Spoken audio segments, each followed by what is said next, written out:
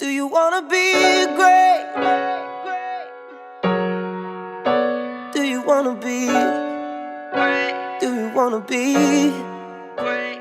All right, well, welcome to Get in the Game. Our special guest today is Kevin Ross. Thank you for having me. Man, thanks for coming through and showing us some love. Now, I know you're from D.C. Yes. And, it's a very political city and whatnot, and a lot of people kind of view it as that. But what was D.C. for you? DC for me was magical because it was growing up there, and I think that with like WHUR and Quiet Storm kind of being based there, so like all of like the 70s and like old school music was being funneled through there. Like all I knew was live music, Chuck Brown and Backyard, and I mean even like EU and Rare Essence. So like that was the sound of the city. So like every week there was always live music being pumped, and it was a big thing. They would have big festivals and big parties, like block parties, all throughout the city, just celebrating who we are. And you grow up with so many entrepreneurs. We had so many clothing companies. So in DC, all we wear is what we know. That means that we wore clothing that was based out of the city. Wow. So local designers. Local designers was all we knew growing up. So if you didn't have Hobo or We Are One or Shooters or Sabiato or Bonadaci, those were the name brand local clothing companies that we supported, and it just meant everything to us. Wow. Yeah. That's super dope. Dope. So did you ever get into fashion? Like, did you ever have aspirations to start your own type of line? No, actually, I was a kid that wasn't reluctant to get all of that, the clothing. So I really kind of focused a lot of my energy on music, the things that I could control so that I can get that money. Yeah. And even when I got a little bit of money, like it just went back inside of recording, getting recording, studio equipment and stuff like that. So like it wasn't until quite recently that I was like, okay, this is cool, clothes is cool, try it out. Yeah, that's super dope. Well, of course we have a new president, and if you had a 5-minute conversation if you had to have a 5-minute conversation, what would you discuss with him? Be honest too. Be honest. Be honest. Yeah, be honest. What would you want to have a discussion about? I guess one of the first questions that I would ask him is like, do you really believe in God? Do you really? Good question. Do you really stand by what this country is founded on? Yeah. That every time I look at a piece of money, what's it say on the back of it? God. God we trust. Yes. Right? So God is love. That's what I believe in. That's what I know for that to be. What is happening right now does not evoke love. It evokes confusion, distortion, distraction, right? Disruption. Right. So all of those things don't come from love. So I would have to ask the question, what is your source? And what is your agenda at the end of the day? Because as of right now, in my opinion, from how I view it, it's not of God, and it's not of love either. Right. So that's what I would kind of have the conversation with him about. It's not just about politics and the smoke and all that stuff, but more so, like, let's get straight down to it. Like what type of man are you? What type of man are you, and how are you helping the next generation? How are we benefiting from this? From you being, the leader of the free world. Mm-hmm. How is this benefiting us? We know how it's benefiting you. Yeah. How is this benefiting us? Well, one thing too, in the silver lining of it all, is that it's encouraging more people to come out and be helpful in their communities. Be kind of more involved in their communities and kind of take charge of what's going on. Don't you, is that? Well, fear will do that. Mm-hmm. Fear sells anything. You know what I'm saying? Like, fear is always being sold on television and on radio. That's what it's based upon. So when you're watching your favorite television show and it turns on a commercial and says, you don't want to have dry hair, you don't want to have dry skin, you don't want to have ugly this and ugly that and blah, blah, blah, blah, blah, purchase this. Now, even though that seems small and even though that seems very innocent and minuscule, that psyche, that's fear. Because no one wants it every day too. Absolutely. You see it every day. So now we're programmed. Now we're conditioned to be accustomed to fear. Right? So now there's fear on a higher level. So now with that guy in office, since fear is at an all-time high, it could be sold at an all-time high. So that's why you have Fox News, CNN, all of the major media outlets they're not going to let up on this because of the fact that they're profiting from this. Their ratings are at an all-time high because fear is at an all-time high, right? So people are in need of salvation, need of help. So they're going to these media outlets looking for an answer, but they're not based off of answers. They're based off of confusion and questions and just more grayness, essentially. This is just my opinion. I'm not saying this is truth. This is based on my perspective. Right. No, and we appreciate you sharing that. No, that's awesome because some people, everybody has their own perspectives of things, and sometimes it's just good to know that somebody else is thinking the same way that you are. Yes. You know what I mean? It's definitely exciting to have people that share those same thoughts. I represent my generation. I represent what I see, where I come from. Not necessarily the politics behind it, but more so like I believe in the future. I believe in the faith of the next generation. Like not necessarily how we're living and how we feel in the present, but it's like I look at the kids that that are their minds are still malleable and still molding, and they're still inspired, and they're not really distorted by everyday hustle and bustle. Like it's really up to them at this point, to change things, to change the dynamic of race relations, to change the dynamic of how we view ourselves in a social environment. Right. So right. Well, and you're doing a lot of that through music. Music heals. Music gives people hope. Yeah. And spreads love. And in your music, you sing a lot about love and relationships. Yeah. Now, what advice would you give to somebody that might be going through heartbreak? Because it's easy to talk to somebody who's in love and feeling good, but what about somebody that might be in heartbreak? What would be your advice to them? I guess it'll pass. I think that there's no time frame on it. I think people wanted to pass by like as soon as possible. Like, I need for this chick to be out of my system ASAP. You know what I'm saying? Like how men and women, we deal with heartbreak differently. You know what I'm saying? Like, so for a man, like a woman will leave like a big gash over our heart, and what we'll do is we'll try to like fill them with, I guess it's a Band-Aid, but it's other women. So we won't ever heal from. We just kind of like put a big old patch over to say, so people won't know how much we're hurting. So like in that process, like I know for me, that's what I used to do is, as far as like I have a big gash and I'm like, all right, cool. Like I'll put this big Band-Aid over it and find other chicks to help ease me or soothe my pain. But that didn't help. Yeah. And I still had to, find ways to like let it pass. So it took time. And so I just say, just endure the process. You know what I mean? And while you're still healing, like figure out the lessons that you need to learn from the situation. Because there's always people that say, yo, I was in this relationship and it was for nothing.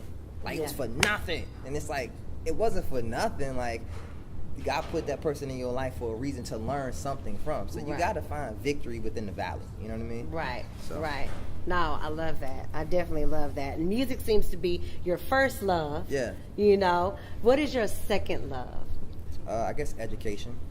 Okay. Education, like, just inspiring, you know what I mean, the youth, and, like, whatever experiences that I have, the things that I've gone through, to like pretty much regurgitate that back to them, to share that and say, yo, it's not what you think out here. Let me tell you, you know what I'm saying? Like, this is what you need to get together, no matter what form it is, no matter how small or big it is. Like, I'm just all about reaching back. I'm all about making sure that the next generation is well prepared, for the real world. So what's something that you learned recently that just kind of blew your mind? Like, hey man, how like the Lock song "Money, Power, and Respect"? I didn't really understand the concept of that. Like, even though like the beat was hard and the song was just hot, you know what I'm saying? But I never really understood what that meant until recently. Okay. Money, power, respect. Yeah. Like in that order. Yeah. Actually. Yeah. For me, money does not symbolize as far as the clothes that I wear or what I drive and where I live, but it's more so being able to place yourself in a position that puts you on a platform, right? Mm-hmm. So with money comes that power. Power equals visibility, where if you do have the talent, if you do have what it takes, once you have that money, what's acquired, you can get your business up. Mm-hmm. You create that foundation that you want in order to expand the platform as big as you want it, which comes with power, which comes with, you can employ other people. You can actually have people around you that are like-minded. Yeah. Where, cool, they ain't got to work a 9 to 5 no more because y'all are all on the same page and y'all all getting money. And which comes with respect. Because if you're doing it right, everybody got to respect you. Yeah. One way or another. So for me, I had to understand that, like, money does help things. It can hurt you if it's used in the wrong way. Yeah. But if it's used in a positive manner to increase your brand or to expand your business, it could be a beautiful thing because it's not about you, but it's about how it affects other people's lives and your community and your environment. That's important. Right. And that's a lot about what this podcast is about. Yeah. Is just giving people, based upon other people's experience, giving them knowledge based on other people's experience. Yeah. Because, it's easy, you can go to school and they tell you, do this, do that, or even your parents, will tell you how to go about, building in your business or building, upon your education. But it's not until somebody that's been through it that can kind of tell you, exactly, what pitfalls that you're going to go in and, what you need to look out for, that you really appreciate stuff like that. Because you can't expect for school to teach you everything at the end of the day, right? So we go through grade school, we go through middle school, we go through high school, and sometimes even college, right? So when you reach a certain age, like bills hit, right? So you're not prepared to pay taxes because we don't have a class on taxes, do we? Right. We don't. Right. We don't have a class about how to sign a check or how to write a check for that matter, right? But we got to do it bi-weekly, sometimes every week. Yeah. So there's nothing to really prepare you. It's everything is just like an offset. It's just always a disruption. When you go to college, there's nobody to teach you about this is what a loan means. This is what this is what interest is. Yeah, this is what interest is, and this is how it's going to affect you after school. Everybody's just in that moment, so nobody's there to teach you that because there's not a lot of people that experience it. And once you experience it, you so gone off into how to fix your situation. You ain't worried about helping anybody else because you like, my stuff is messed up. But it doesn't matter about how messed up your situation is. It's about preventing other people to avoid that pitfall. Right. So it ain't a whole bunch of people in this bitter and dark place. Be like, dang, I'm broke. Like, I got a college grad and I ain't got no money. I'm still paying loans and X, Y, and Z. Or I'm a fresh out of high school and I got this job and like the IRS is like on me because I don't know how to do taxes. I don't know if I should fill out a 0 or 1 or what does that W-9 really mean? What is that? Why do you think they never teach us that in school? Do you think it's a coincidence? I don't believe in coincidence. That's all I was saying. I think they do that to keep us behind sometimes. Sometimes, And even you, Pat, like, what I'm saying, you coming up through the music business and, getting your first few, situations, had to learn. I had to learn the hard way. I had to learn about contracts. You are legally bound to this. Absolutely. Until it's over with or you done paid your money back. But nobody ever told me that. The only thing they told me was, man, get out of the hood, get a record deal, and put us all on. Until you say, hey, man, I'm in the hole $75,000 because we went on that promo run. You press these CDs up and whatnot, man. It's a learning experience. I just think we need to, as blacks, we need to step up and educate each other. Absolutely. I learned about taxes through my family member. So I try to tell other artists, like, yo, hold on to the receipts. Everything. Hold on to everything. Because what's most important that we haven't had in a long time as far as within our community and our culture is generational wealth, right? So we're still experiencing like the first generation of generational wealth, where the Smiths are a product of generational wealth, where they're, Will and Jada had 2 kids raised in Hollywood. You don't have that. So this is the first, when you see Jaden on fashion blogs, and it's like he wearing a what? And they doing what? What they doing? That's just the fact that they're getting acclimated to this new life, and they're growing up with their parents being famous. Versus where like we still have situations where we're trying to get out of our community, we're trying to get out of our hood. We're the first to go to college, we're the first to graduate, we're the first to do this, first to do everything. So it's hard to have generational wealth when we're the first to, because you don't really know, excellence. because you don't really know really don't know what you're doing. Yeah. You know, really, it's a learning process, and it's not until that second generation that can learn from your mistakes. Yeah, is where you find it. And when I mean generational wealth, I mean generational wealth not only just in monetary value, but in knowledge as well. Like you're saying, you have generational wealth to spread to the next generation and say, yo, I've been through this. You do or you don't want to do this. Yeah. But at least you have the knowledge to spread so that the next guys coming up, they got something to give to the next generation, and we can pass that on. So this culture, this community could be better, faster, smarter, bigger, you know what I mean, and bolder at the end of the day. Mm-hmm. And that's what matters the most to me. Right. Well, that's definitely, an awakening. Yeah. The Awakening will be released this Friday. Yes, March 24th. Very excited about this project because as I went through, I was like, oh my gosh, she's got a lot of stuff out here. So this is kind of like, finally, this is right? the first album. I thank God for this platform because we all know that, when you're signed to a major, 90% of artists that get signed to a major label, they don't see their first album. They don't see their debut. So this is a major deal. This is big. This is big for me. Because, during the time of, creating the project, or I didn't know I was creating it at the time, but just going through the motions, there were certain times where I felt like I wouldn't see this day. I wouldn't see the album release. It just seemed fictitious to me. It was so far from my reality. And so for God to actually give me a platform and to allow for me to have this opportunity is amazing. So I can't take it for granted. Yeah. Definitely. What do you want people to take away from this album? How necessary they really are. I found in the discovery of creating this project of how necessary I really was. So I wanted to spread light and say, cool, you're necessary to your family, to your community, to your culture, to the world, and to yourself.